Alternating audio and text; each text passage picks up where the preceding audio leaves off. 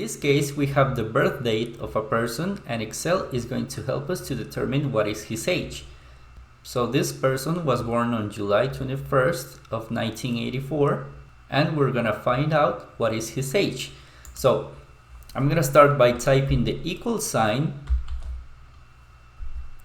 and then I'm gonna type in here the formula DATEDIF, and I'm gonna open up the parentheses, and I'm gonna select cell C2 where I have the date. So after this, I'm gonna hit a comma, and I want to type in here today. And if you don't know how the today formula works, I recommend you watching the video about the today formula.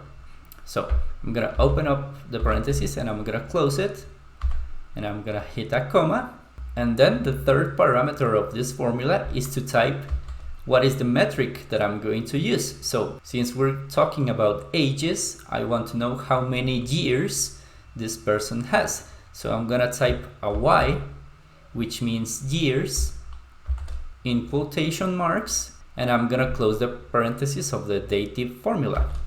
And after this, I'm going to hit enter. And as you can see, now I have a 37 in here, which means that this person has 37 years, because this video was made on 2021. So that's the first method to calculate the age of a person, is using the DATEDIF formula. Now you can also calculate the age with using the today formula. So this is a little bit easier because we're only gonna subtract today's date minus the birth date of the person. So I'm gonna hit the equal sign, and I'm gonna type in here today. I'm gonna open up the parentheses and close them, and then I'm gonna hit the minus sign, and I'm gonna select cell C2.